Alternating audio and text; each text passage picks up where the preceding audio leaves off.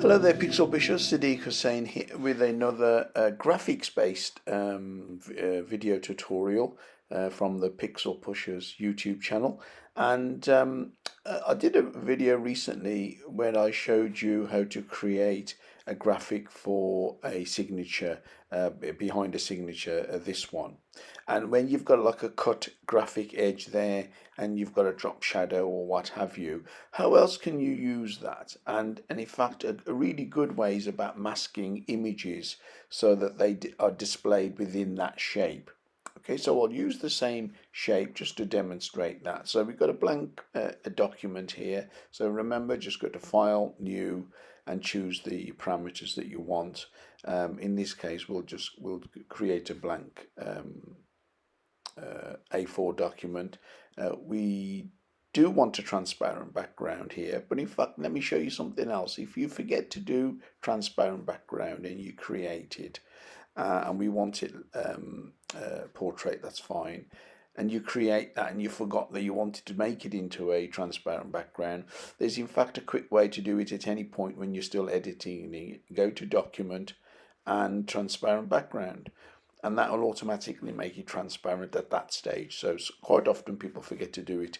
I forget to do it at the time of creating the new document. So you got a new document with a transparent background, so there's nothing on there. So we go to the shape tool, we want the rectangle tool, and just basically draw a rectangle.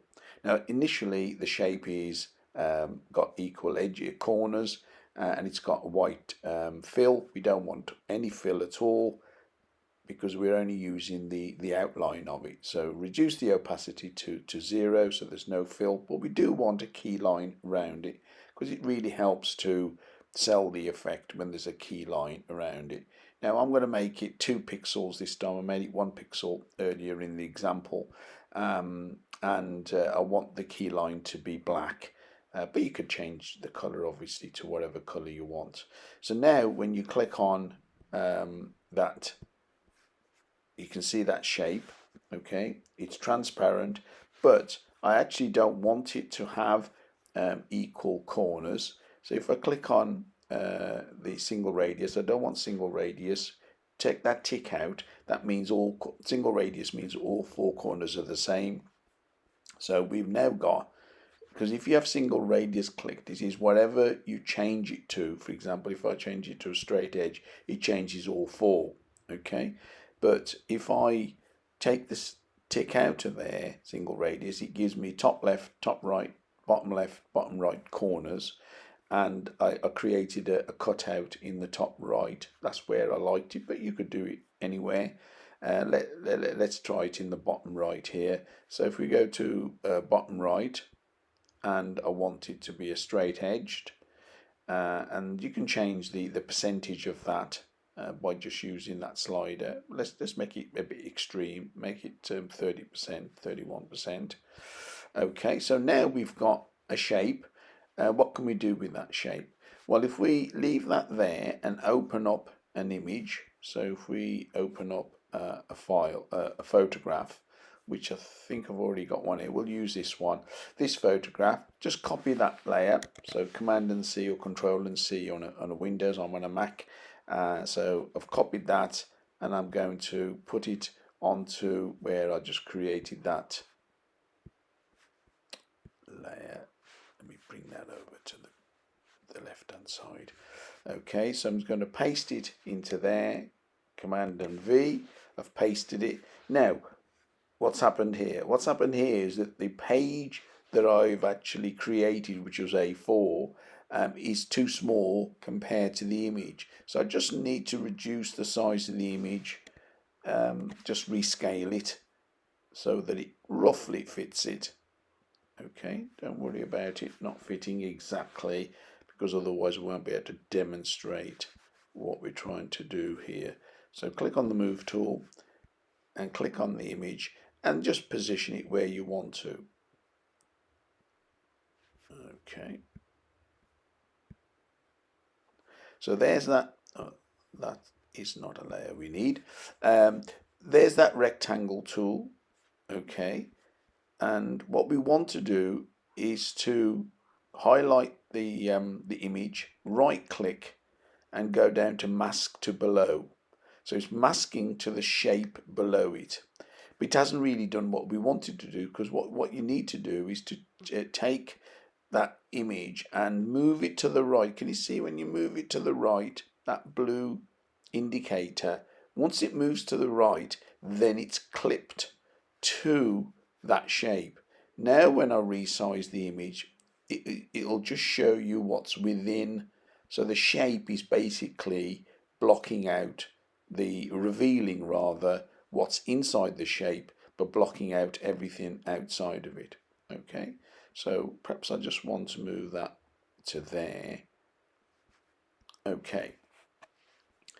Now, obviously, you can do that with different shapes. You can do that with different images. But what then can you do with that?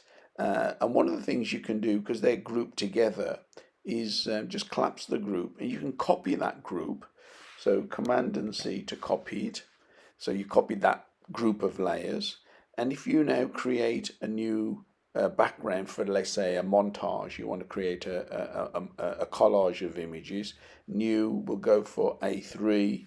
We'll go for landscape.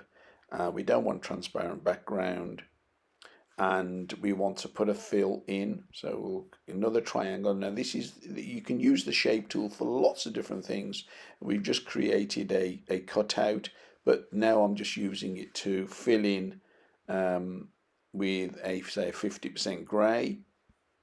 Okay, so effectively it's a blank layer with a 50% grey, and if I now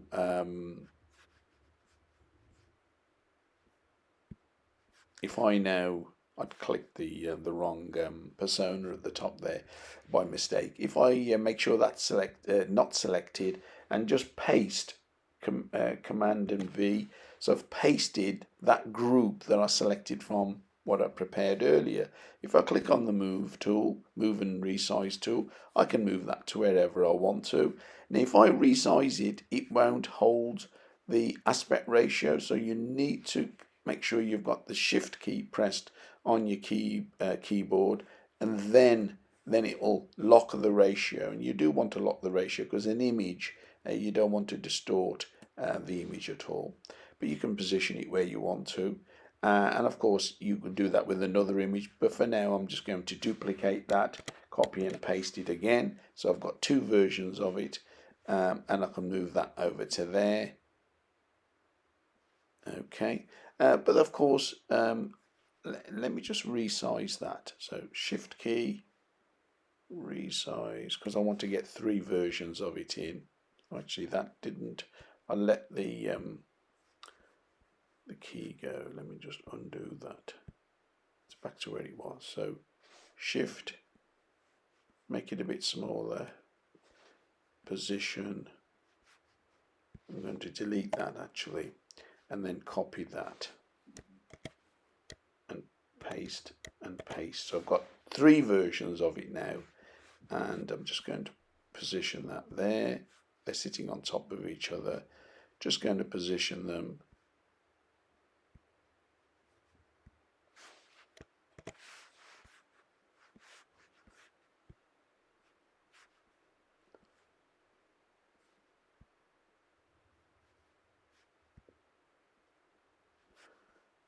Okay, got too many versions here.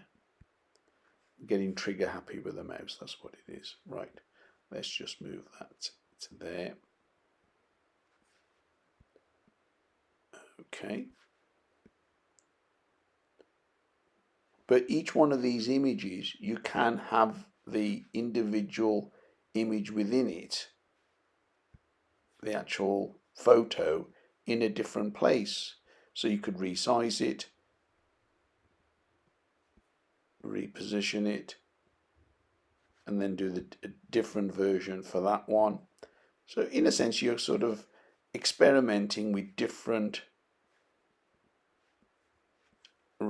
aspects of the image, all within the same document. Okay.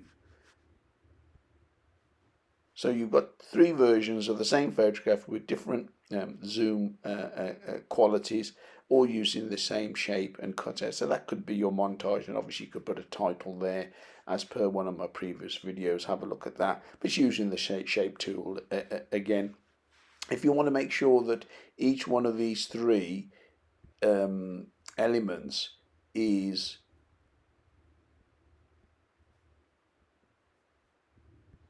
equally spaced, just select each one.